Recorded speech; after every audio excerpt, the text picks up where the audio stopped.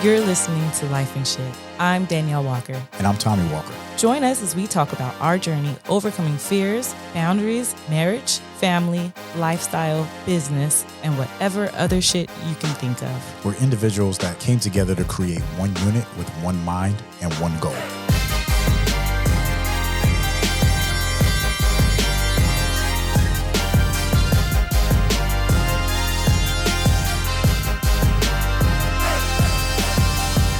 Welcome back, Mrs. Walker. Hey, welcome back, baby. How you doing? I'm good. How are you? You look fresh off the boat.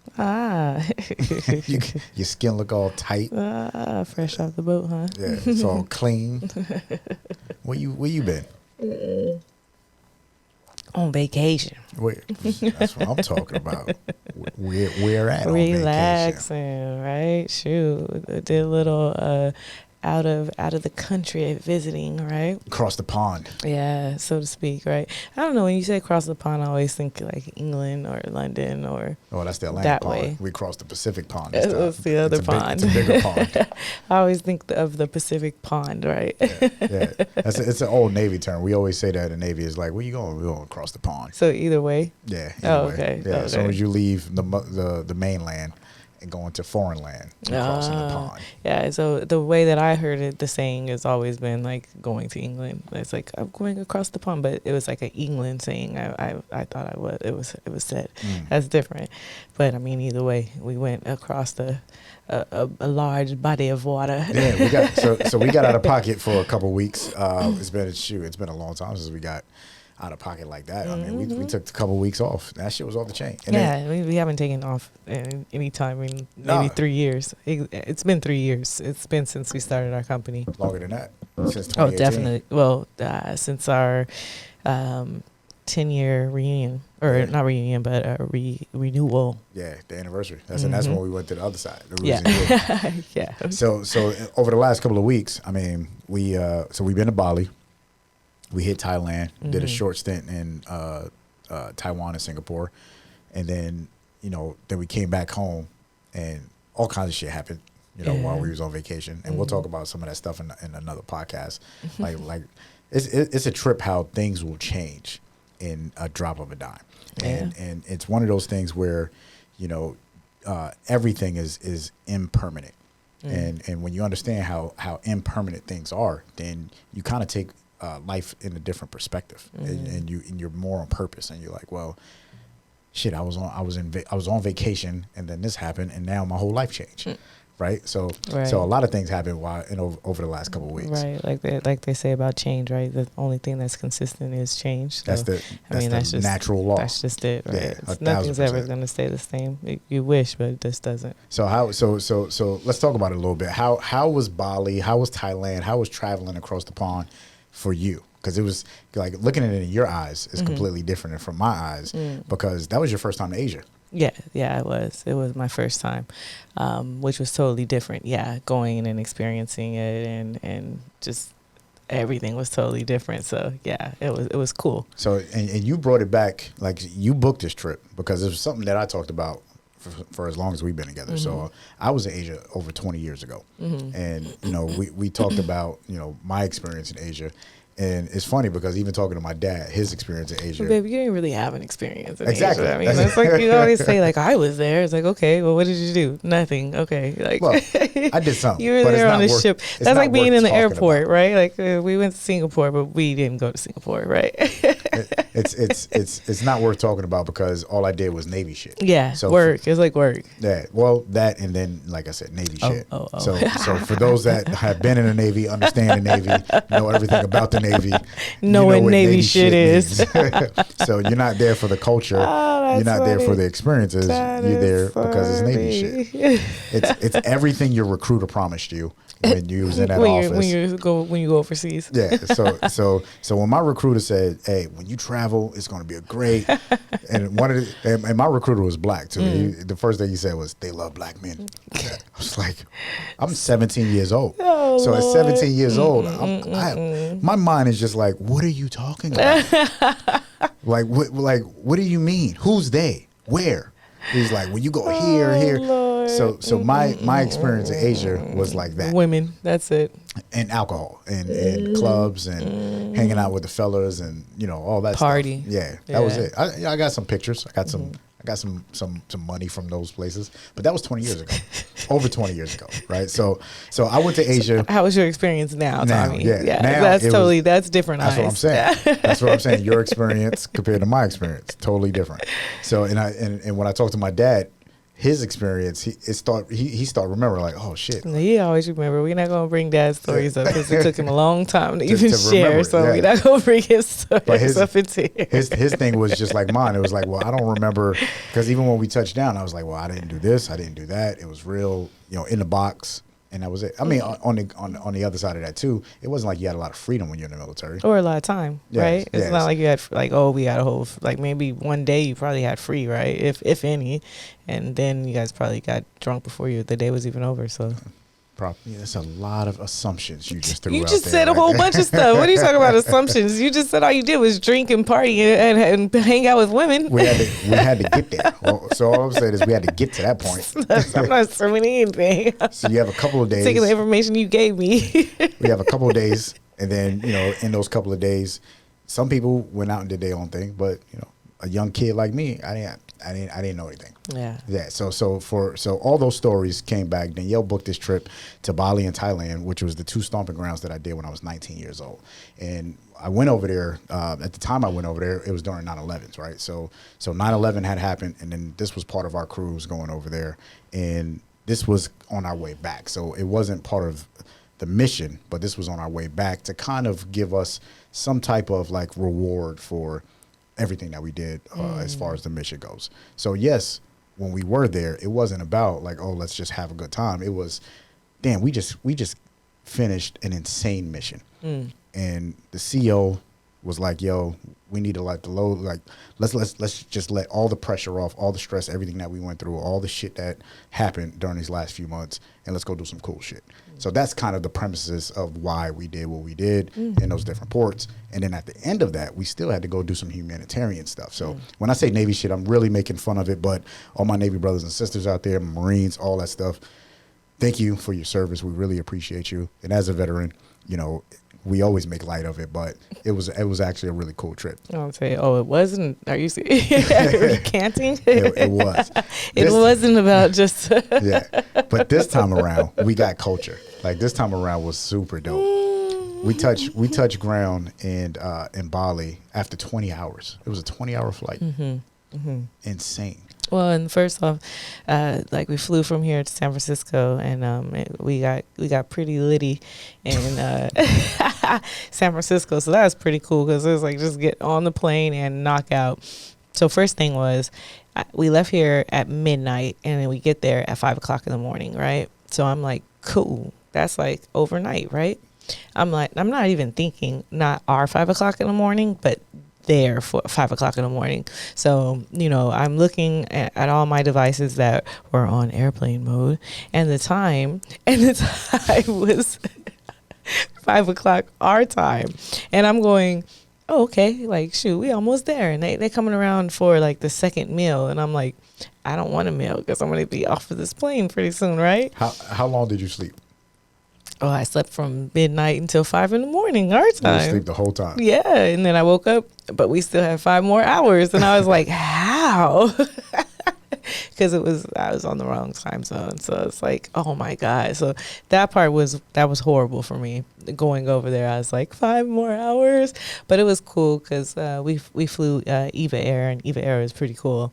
They had good food. I mean, it was good enough. Never even heard of Eva Air. No, it was like it was like Spirit came out of nowhere and created this new airline with Airbuses that take you across the pond. I would not trust. Don't say Spirit. Yeah, no. I would not even trust Spirit. Because we flew Spirit one time, and we went to Jamaica. Oh my God! Yeah. I don't. If we would have known. Never do Spirit. I don't care how cheap it is. Never do that shit. And I was almost like that for Eva Air, but they came back. They redeemed. Yeah, they redeemed themselves. Yeah, that is true. I was like, what the fuck? That is true. Now, so we're like you said, we're sleeping most of the time. We didn't even eat going over. Like we would sleep. Yeah, we missed the meal. Yeah, they tried to wake us up. We was like, And then we get to Taiwan, and that was weird. Yeah. Because the whole airport was closed. Yes. And everyone was wearing masks, and everybody was looking at you if you coughed once or twice, which I had a slight tickle in my throat. So that was horrible anyways as well. Like, okay, so I was low-key sick before I left. Let's define the slight tickle. Yo, now you all know. Forgive me, y'all. I didn't have COVID. I took a test. Yes. Now, granted, yes. So Daneyel took a test. She's coughing. I went to the doctor. When Daneyel gets sick, she has this cough that just lingers. It's so annoying. Right? So annoying. So she'll feel better, and I always get on her head. I'll be like, yo, babe, when you get medicine, take all the shit. And I do. No, you don't. Yes, I do. Yes, I do. And so she got this cough, and now we're on a plane, goddammit, where we're going to Taiwan. Like, I just want y'all to think about that. It was the only plane. We're 5 minutes from China. It was the only plane we had to wear masks the whole ride. These motherfuckers 14-hour flight. We in San Francisco. By the way, we seen Post Malone, who was going to Singapore. Yeah, we did. He was on Eva Air, too. He was on Eva Air, shout out so to Eva Air is doing all right. Eva Air is doing okay. If you've never heard of it, try it. Post Malone did it. The Walkers did it. That's 2 is enough. So we're on every flight we've been on since COVID. You know, outside of where we are today, nobody's never said, "Where's your mask at?" Yeah. These motherfuckers was like, "Where's your mask at?" Everybody in masks. Now like, I'm prepared. You know, of course I got my mask. Of course he's prepared. But my wife is coughing, and I'm I like, serious tickle. Yeah, it's serious. Like, I was like, babe, these motherfuckers are with me. Now, granted, we the only black people on the plane, right? So we the only black people. We was the only black people a lot. I'm just saying. Of course, yeah, for the most part, until we got to Thailand. Yeah. And so we the only black people on the plane, and then actually we seen a few black people in Taiwan. You know, and of course we're easily identifiable because we have locks. You know, and people just we're like, together. Yeah. Everyone. Yeah, it's true. And we sitting in the middle. Yeah, baby's just coughing. Well, I had cough drops, so he said he was popping them like candy. I was like, I was trying my hardest not to cough. It's like one of those coughs out when tears are rolling down your cheek, like they're rolling from your eyes. I'm trying my hardest, just like, you know, like holding it in. And that was the funny part, because you tried to, every time you had to cough, you hold it in, and it just looks like terrible. Like she's just like if you're watching this on YouTube, you see my face. She's like coughing on the inside. Then the tears start rolling down. It's like, oh God, I just want to cough. Like, why are you giving yourself so much pain right now? So because I refuse to cough out loud. So I'm like, yo, here's a mask. So I gave her my mask, and I'm like, we're all good. As long as you got a mask, you know, make everybody else feel comfortable. And then these motherfuckers hit me up, where's your mask at? I'm like, I gave it to her. She got my mask. So now I got to wear the blue mask. And we get on a plane, and it's like 10 people with no mask. I was like, yo, what the fuck is this? Everybody, where's your mask? Where's your mask? She was like the girl was adamant about it. She had the box and everything. And I get on the plane, and there's motherfuckers with no mask. Oh, man. And then when we first got on the plane, they're like, if anyone is sick at all, if they have any cough, fever, they're like, let us know. At the end of the flight, they're like, even if you're using cough suppressors. They made announcements 10 times. Even if you're using cough drops, let us know. They were like, I was like, God, they about to put us. We about to go to COVID jail. Yes. We ain't even start vacation yet, and this shit's about to end. Oh man, that's why I was holding it in. I was like, they ain't gonna put me in COVID jail, baby. They ain't not gonna put me in COVID jail. And then Taiwan's a small island. I was like, no, just get myself together, hold it in. Yeah. But that was just the getting there. Yeah. And once we got off the flight, though, it was amazing. We had a driver there to pick us up. The driver was he was smiley, fun. Like, okay, let's go. We got there at night. So that was they drive like bats out of hell. They drive on the other side of the what do you call it? Not the other side of the street. Well, yeah, on the other side of the street, on the other side of the car. The entire world runs like that except for us. I don't know. Why don't we? I was thinking about that. We were just like, we're going to be different, right? That's what we decided. America is so gangster that we steal from everybody and then do opposite shit that nobody else is doing. Say that it was ours. Just to say it's ours. Like we'll steal 1, 2, 3, 4, 5, and then this. oh, we're going to originate that one. But we stole everything else. That's how gangster America is. But it's ours. Yeah. It's the one thing we can own. Driving on the wrong side of the street. Yeah, so but now it makes us the only crazy looking ones that go over there and are like, oh shit, like how do I do this, you know, because that's crazy. I mean, and like Tommy said, I planned the whole thing. So one day I planned to get scooters and for us to kind of freestyle. And he was like, oh, hell no. He's like, I'm not going to. I was like, I'm going to ride on the back of you because I'm not going to. That's Danielle's planning. So she's like, oh, I plan for us to get scooters. I'm like, you plan for me to drive a scooter. I planned for us both to get scooters, so I did. Yeah. Yes, that I would have been did. a terrible idea. Yeah, I know. That's why I changed the plan right in the midst. Once I seen the scooters, I was like, yeah, you know, but I'll be on the back of yours, or we could be on the back of somebody else. Now in Bali, so Bali's pretty cool. You know, if you ever been to Indonesia, or if you're not sure about Indonesia, you know, Bali's is a small island in Indonesia who has, like, they have, it's kind of like UK, like they have a king, right? So they got royalty there, but they also have government. So it's pretty cool. But if it seemed like for every one car, there was like 25 scooters. Yes, it's like, a lot of scooters. Like the scooter gang. A lot of scooters. Was lit. And then here's another side note. If you go there, there's a lot of warungs, right? Yeah. Warungs. Now, warungs is like the warung of Tommy or warung of Daneyel. And from what I was told, that's just the family's name, right? But the insider of that is if you have only like a table of 5, then the government doesn't charge you. So it's kind of like 5 tables or less. Yeah. So if you make it a warung, then then that's just like, okay, you don't have to pay the government. But if not, then it's an actual restaurant. Now, if that wasn't the most gangster shit that we heard. So, because we woke, now imagine, like, all right, so we're here in America, right? And what is some of our restaurants that we all know about? Like family owned, like type, like IHOP or something. I don't know, like IHOP or Denny's Roscoe's, or right? Roscoe's. Okay, like family owned. Yeah, family owned. Okay.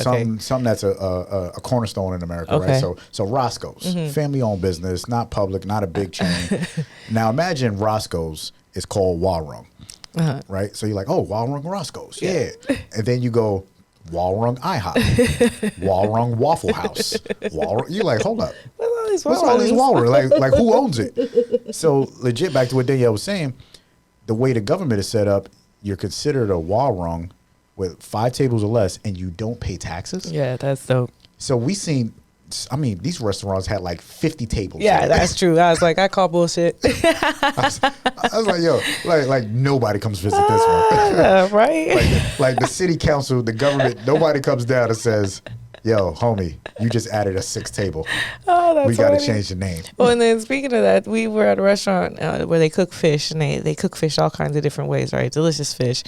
And one of the officials, like one of the we don't know what he was, but he had 3 guys like kind of catering to him. He sat at a table by himself. Yeah, the government dude. Yeah, yeah. And he sat at the table by himself, and 3 guys literally were just like at his beck and call. And he barely said like 2 words to them. Now I know we don't speak their language, but he was literally just like, and then they brought his phone. Yeah. He's like, and then they came over and did something to his food. I was like, how do they know? That was pretty gangster. So he was suited. Like he was either government or like military, because he looked like a general. Yeah. I mean, and the 3 dudes, it was 2 big guys, so you could tell they were security. Yep. And then his secretary. Yeah. Because he had the purse. Yep. He had the briefcase and the purse. Yeah, it was a purse. And he paid for it. He paid the bill. Speaking of purses, so we sitting at this is a side note. This is life and shit. We just telling you about our experiences.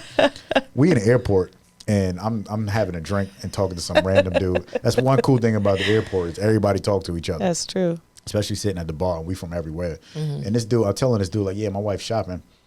He was like, oh shit, you might want to go get her.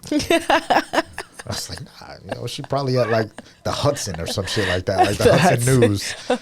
And Danielle runs out. She's like, oh, let me grab my purse real quick. And then runs back out. And I'm like, God damn, I ain't never seen her move that fast after back surgery. This motherfucker came into the bar, was like, grab my purse. Whoa. And my man was like, where's she going? I see Danielle run to the Gucci store. Who the fuck buys Gucci in the airport? Out of all the places you could buy Gucci, online, Fashion Valley, L.A. No, Danielle buys it in the airport.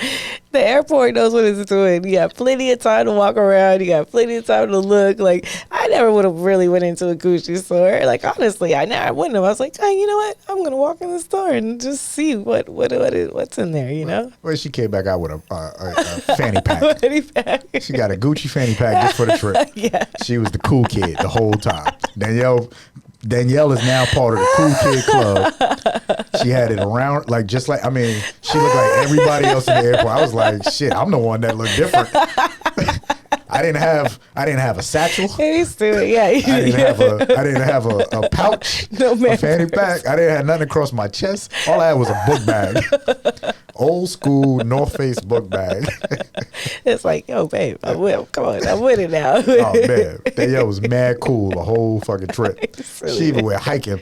Now we gonna show you some pictures of when we went hiking. God, a trek. It was a trek. It was trekking. We Yeah, went trekking. We in Bali trekking, and I look cool as a fan. I look like I'm on vacation. Yeah, me too. I didn't look like no. You look like you was about to step into a goddamn Miami Vice party or something like that. That's like, vacation for me. Look like you was at the Grammys. Like, That's vacation look. yeah, I was like, damn, babe, like shit, you look good. Thank you. But at the end of it, boy, you look like goddamn pigs was shitting on you. I was like, this is trekking. Well, first off, we didn't know what a trek was. It was kind of stuff where it's like, okay, you're gonna go on a trek, you're gonna have lunch, and it was swing. And I'm like, that sounds amazing. Sounds you know, easy. yeah. It's like, okay, let's do this trek. He said, short trek or long trek? I'm like, man, give me the long trek. I'm thinking Star Trek type shit. I'm like, trekking, like, yeah, I'm a Trekkie. Like, I trek. A trek is a hike. Yeah. It's not and it's not even like okay, a hike is a hike, right? But you usually would say, oh, let me look at you, right? You got on sandals, so we're gonna go walk through a river. Okay, walk through, not like where there's rocks. Even if there was rocks they were slippery as hell. You know that, right? Like in a river, the rocks are slippery as hell, and we had to walk all the way through muddy ass water. Muddy mountain water. It was crazy. We was in rice paddies. We went to the rice field. I mean, this shit, the trekking was off the chain. Mm-hmm. I was wearing all white shoes. Yeah, through a waterfall. Yeah, I looked like I was ready to go golfing. Yeah. Danielle was ready to go to the Grammys. And we talk about the Grammys because the Grammys just happened. No, so this is like we was cool kids. Danielle had the Gucci. I was like, yo, we didn't sign up for this shit. Like, this guide is not being a guide. And now all of us bust our ass. I bust my ass. So funny. Danielle bust her ass. Several times. I had on sandals now, I'm telling you. We're eating the foliage. Like, Yeah. that's the kind of trekking Oh, we were yeah, doing. yeah. Where he's like, this right here, look, he pulls off the leaves and he's like, this is my lettuce. Like, we don't even go to the grocery store. We just eat this. I was like, what? Right in the jungle. Yeah, it was crazy. Yeah, we ate it and it tastes like lettuce. It Yeah. tastes like a ruler. Yeah, it did. It had like a little spice to it, like a little peppery bite. Another thing about Bali is that they have villages, right? So there's tons of villages and they have lots and lots of ceremonies. So when we came in, they were having a ceremony. They said they only have ceremony, like big ceremonies. Twice a year. Yeah, but they had a ceremony every day that we were there. Every day was popping. Yeah, so I think they do ceremonies kind of like to bring in the sun and to like let to probably I am assuming, I'm about to but say, it sound like you're assuming. they did way more ceremonies than they told us they did. So I'm sure that their ceremonies were on such a different level. The big ceremonies, I don't even recall what they said those were about. And all I remember was when we went trekking, at the end of it, there was nothing but dudes there. And them dudes, imagine your mother, your sister, your grandmother, everybody decided they didn't do shit for an entire day. And it was you, your dad, and your brothers had to do all the cooking, the serving, all that, like everything. That's what that day was like. Yeah, so this particular day, they had a ceremony that day for all the women, and the women in just that village, though. So that's a trip as well, right? Because there's several villages, and in just that village, all the women were basically off. They weren't allowed to leave their home, and they weren't allowed to talk to anyone who wasn't a part of their household. Which was weird, because they was like, oh, they're not allowed it's silence day. Yeah. I was like, I mean, they use words like it's not allowed Yeah. and there's silence. yeah, So I was like, hold up. So they can't talk to nobody? yeah. Oh. No. They just can't come outside. So They have to stay in the house. they can't, but they could go, no, they can't, they can only talk to their family. I was like, what the fuck's happening? Is this Afghan? Like, what? Like, Are they happy? The next day, are you okay? Yeah, exactly. Speaking of that, what was the term that we learned out there? Oh, MBA. MBA. Married by accident. Oh man, ladies, Yo, listen. So hold up, before you talk about it, the young lady. So we're at a coffee plantation now. For those that don't know, Daneyel and I own the Mental Bar coffee shop, right? Coffee Tea Wellness. Yes. Check us out, thementalbar.com. That's a little drop for you. Thementalbar.com. Yeah. Tea, coffee, and wellness. So of course, everywhere we go, we're in the coffee culture, real thick. And so our guide, she's talking to us about coffee, and she was like, "Oh," and we're talking about our daughters. And she says, "Oh, they're MBA." I was like, "No, they ain't go to school. Like, they don't got master's degrees." We wanted them to have MBA. And then what she says? She is like, "Oh no, I've been married by accident." I'm like, "Wait, what?" What? She's pregnant now, okay? Yeah. Like me, married by accident. I was like, "Wait, what do you mean?" She's like, "Well," she's just like, well, here, if you get pregnant, you have to marry him. It doesn't matter." She's like, even if you don't, like him all that much, even though he's a nice guy, and you just don't like him, but he's a really nice guy, you have to marry him. I was like, oh, you poor girl. Yeah. You poor girl. I was like, how old are you? 25. Yeah. I was like, fuck. And she's like, I hear in America, you can get a job and you can do what you want. Independent. Yeah. Be your own woman. Raise your child by yourself. You don't have to get married. Yeah. We're like, yeah. People complain about that, but yeah. She's like, oh, like I would love to. She's like, I would love to raise my child by myself. I don't want to marry this man. I was like, yikes. damn. Yeah. So now we going around talking about, are you an MBA? Yeah. we like, have you heard of this MBA thing? But in that village, it was a big thing. It was. In other villages, they was like, no, like I married because I wanted to. It was like, oh, okay, well, because these other villages, they don't get down like that. Nah. And the crazy thing is, because she was like, there's no sex education there. Like, so yeah. she was saying at 15, 16 years old, kids are doing their thing. They get pregnant.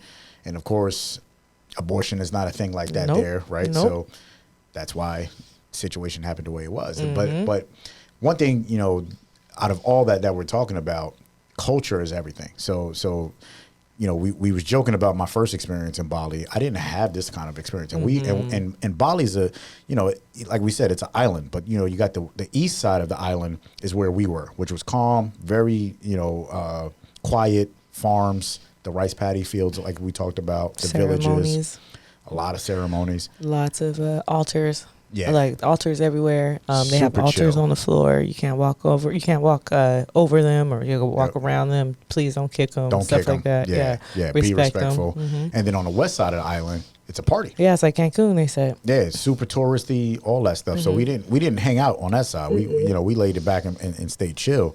But to understand the culture and be that deep in it, right? And even like our driver was telling us, this is who we are. This is my village. He lived literally. Like, we went to his house. Yeah, we did. And we pulled up, and his son. They didn't have a TV like this. It wasn't a flat. They had the old school. I mean, it was like back in the 70s TV. Exactly, yeah. Seriously, it was that old. Like and they rabbit were ears. And they were sitting in front of it just like back in the 70s, say. But it was outside. It was weird, right? Yeah, like, no walls. It's inside but outside their house, right? So you open the doors, you walk inside, but then it's outside. And it's literally like, it's just spaces, right? You could tell that's a bedroom. You could tell that's the living room. You could tell that's the kitchen. But it's just space. And in America, we call it a villa. Yeah, it would be a villa. It'd be a fancy, nice villa, right? For them, it's my fucking house. That's true. That's how I live. We don't have a couch. We sit on the floor. We got to experience it's delicious, the luwak coffee. Luwak coffee. So that was pretty fun. For those of you who are unfamiliar with that kind of coffee, it is a coffee that comes from the luwak, which poops, right? And they take that poop and they kind of shift through it, wash it, and then they take the coffee that's been digested through them, and they prepare it, and it's delicious coffee. So our employees was asking, why? It's It's like, Good it's question. like I don't fucking know why. But Well, they said that that the coffee bean is protected, right? And that once it's processed, they have to take that little piece of what is it, like the peel actual bean. off Yeah, of it, right? Yeah, they take the skin off. But because of that process, that it does something to the bean, right? Because of the digestion process of the actual luwak, that it makes it a better tasting coffee than it was when it first goes in, right? So that's why. We definitely gonna find out the scientific reason behind it, because when they asked me, they was like, well, like everything else, right? Well, if they eat the fruit, why do they go behind it and then pull it from the, I'm like, shit, I don't know, but like poor people used to drink this in Bali, and now rich people drink it everywhere else, right? It's true colonialism, right? Black coffee, yes. You are not lying. You are not lying. Unfortunately, when colonialism happens, everything, the price goes up, right? Yeah. And these poor luwaks, they look like cats, mixture of like a cat and maybe a long rat or something. I don't know, like but they had them caged too. I'm Meerkat. like, you guys got them caged up, and they're like, oh, we treat him well. It's like he's reading my mind. I'm like, okay, whatever. Yes, it's like regular coffee. It's delicious, but it's just weird. But that was an experience, going and tasting that coffee and watching them prepare it. And they prepared it in a siphon. That was pretty cool. That process. Going to the coffee plantation, where we seen actual coffee leaves and coffee berries. Like that's one of those things that you don't really get to see in America at all, right? Because there's no coffee grown here. So that was pretty cool. Yeah, it was super dope. Bali is a great place to visit if you're thinking about going to Indonesia. And people always say, oh well, where do I go on Bali? You could be those people that bounce around, right? I mean, everything was like 2-3 hours away. Or you could hang out and be super chill and be up in the rice fields like we were. Yeah, I'm up here. Yeah.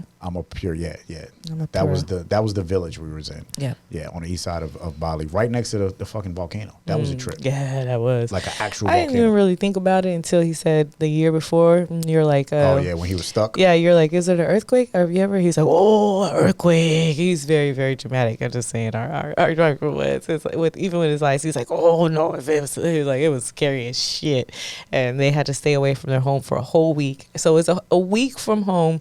There's no food source. He said they didn't eat for a week. No food source, but you can't go back home because literally their house is right there next to the damn volcano. Yeah. And there was smoke and ash shooting out of the volcano for a whole week, but it didn't erupt. Yeah. But there's ashes everywhere, he said. So you can see it. So like we said, the driver, his house was not too far from where we were staying. So we seen the volcano, and to see smoke coming out of the mountain. Oh man. I mean, we got it pretty good over here. Yeah, we do. Yeah, we do. So, people complain about America all the time. I get it. We got our issues, but you know what? You ain't got a volcano in your backyard. Yeah, that's real. We got forest fires. Typically, are due to weather or some asshole smoking or doing something crazy. Yeah. But we got our natural disasters. We got a lot of issues, but we also have bounce back. Yeah. You know what I mean? Like our bounce back is a lot quicker, and we forget about that stuff. And then when you travel and you go overseas and you see other cultures, it's like yo, they don't have that. There is no government assistance. Yeah. There is nobody coming to save them. Yeah. Like the government tells them what to do, and then that's it. Then you figure it out after that. Yeah. So that was one of the things that from travel. That's what I love about traveling is understanding like where we are and what kind of options that are open to us too. Yeah. And one thing that I love about traveling, and that I want to share is it's intimidating, but it's fun, it's the unknown, right? So I know I talk to a lot of people and they're just like, oh, even going to Mexico, you go to Mexico and you don't speak Spanish. It's like, somebody's going to speak English. Just like they come all the way over here. They come over here, they start businesses and become successful with families and their family members. Like they make it. We will make it. Most places there's going to be someone who speaks some kind of English, right? That was one of the most intimidating things to me. I'm like, well, damn, what about the language? Like, am I supposed to learn that? Their language is hard as hell. Like that would be hard. I mean, not impossible, but like in the month that we decide to go, but in just learning culture, experiencing something different, makes it all worth it. It's a little uncomfortable in the beginning, but after a while, I was like, I could live in Bali. This is amazing. This is fun. And I was only in one part, and then I learned that there's a whole nother part that's even better. Like, okay, or just different. 1,000%. Yeah. One thing I want to leave you with: Daneyel fed some monkeys. Freaked her out. If we could play the video, I'll show the video. If not, I'm sorry. Freaked her out. That shit was hilarious. Left me out there by myself. Well, they said that they were non-aggressive, but I didn't believe them. I don't know. They're an animal. When 20 monkeys come out of nowhere, the shit was like Planet of the Apes. Yeah. Well, listen, they gave me some bananas to feed them, and there was like one monkey there. First of all, they didn't give it to you. You paid for it. Okay, I bought bananas. You bought. You're right. You signed up for that. You're shit. right. I did because I thought it was gonna be cute. Yeah. And I gave them one, and it was like, oh, and then they took it and they opened it and they peeled it. I was like, oh, and then they were like, another one. I was like, oh shit, and then it was like another one. I was like, oh, okay, here, and then they did this little ski to all the other monkeys, and it was like they came rolling out, like I said, like Bloods and Crips, like like what's up, SA? I was like, oh shit. They came fast too. And they start fighting each other. I threw those bananas. Y'all could have them. And I got back in the cab. And I was just sitting there filming the whole thing laughing. Shit was crazy.